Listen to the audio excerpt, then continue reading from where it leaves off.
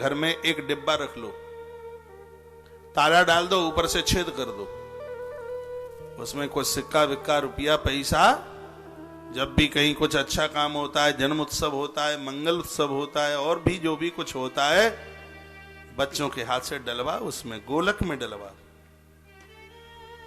और फिर वो धर्म पुण्य काम में लगा दो। सेवा कथा रसम हो, सेवा तो नवदा भक्ति में से भक्ति है।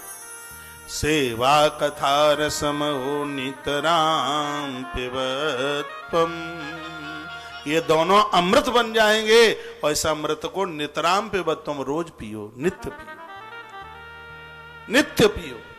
विज्ञान का युग है, अच्छी अच्छी बातें सुनो, अच्छी कथाएं सुनो, समाज के लिए कुछ करो। किसी गरीब की कन्या की शादी है, ईश्वर ने आपको आपकी जरूरत से ज्यादा दिया है, कुछ कर दो उसके लिए। कुछ दाई भाइयां आपके यहां काम करने को आती हैं, उनके लिए कुछ कर दो जरूरतमंद लोगों को। यही जीवन का आनंद है, नहीं तो जीवन यूं ही चला गया समझ लीजिएगा। ये महात्मा गौकर्ण अपने प्रवचन में अपने पिता को ये बात कह रहे हैं। उस बाप को बात कही जा रही है जिसने धर्म के नाम पर एक टका खर्च नहीं किया, तो इसलिए धुंधुकारी जैसे कपूत पैदा हो गए। अपराध ही तो परिणाम के रूप में घोषित हो जाता है घर में। आज इस पुत्र ने समझाया, बहुत समझाया, और लास्ट में क्या कह दिया, धर्मम भजस्व सततम त्यज लोक धर्मान सेवस्व साधु पुरुषं जहि काम तृष्णा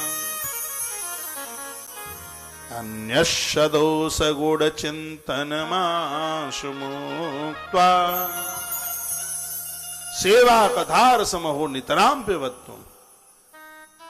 साधुओं की संगति करो, सेवा करो, और नित्य भगवान की कथा सुनो। किसी के गुण और दुर्गुण के चक्कर में मत पड़ो।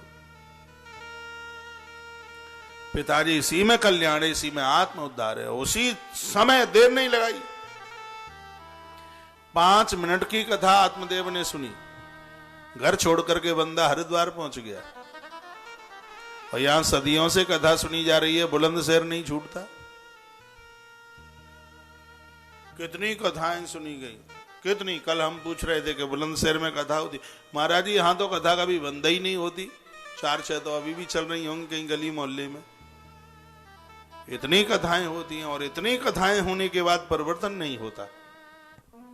इतनी कथाएं सुनने के बाद भी घर के लोग सब दुश्मन के रूप में, वही खोटे काम, वही अपराध, वही अन्याय, वही गुस्सा, क्रोध, वही मनुष्यता, सब वही का वही।